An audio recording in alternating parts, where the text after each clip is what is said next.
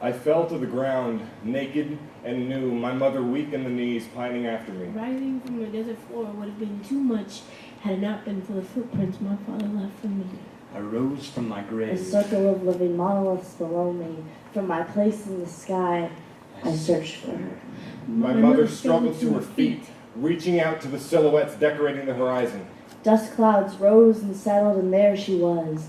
Body drained from the labors of childbirth, she carried our son for 2 years and knelt in the shadows to bring him to light. My mother wrapped her trunk around me, squeezing as if I was the last thing keeping her from hell. She touched me again. But she didn't understand I was gone. Faded trumpets giving voice to her sadness, she cried to the Lano for comfort. It was the first sound I ever heard, but I didn't listen until they shot her. And then I understood why she never missed a day in telling me, Rule number 1. Protect the family. We are elephants. We live in sandstorms and solitude where solidarity and recognition of your brother is the only way to survive. Had it not been for the span of their memory, my family would have seen me die for nothing.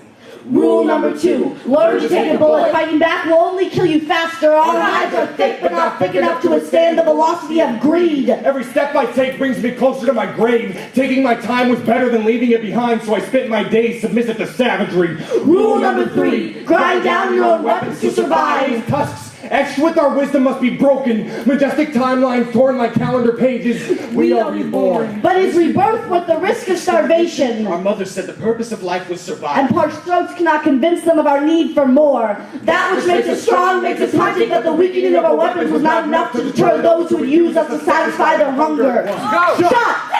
Beast with every soul, take life until there is none left. Our best efforts were not enough to stop the ruthlessness of those who would turn us to prostitutes, cut off our right hands, and sell the best parts of us. White gold shines bright in our innocence alone, but the poachers have not yet learned our lessons. Rule number 1. Protect the family. Rule number 2. Learn to take a bullet. Rule number 3. Grind down your own weapons to survive. Rule number 4. Trample your own kind to save them from death. When the pain is too much, when the anger is too much, when life is too much. We have no choice but to break free of our bonds. I broke every last bone like twigs below my feet. Screams of mercy touched me only for a moment, but they never gave my mother a choice, so I broke. Torn, crushed, every last soul that owned our graveyard. Those who do nothing but death got nothing but death.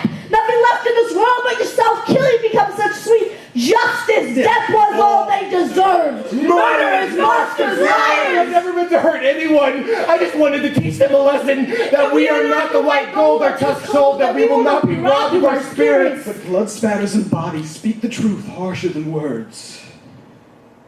The forms of the warriors lay around me, arms and legs reaching desperately for a savior.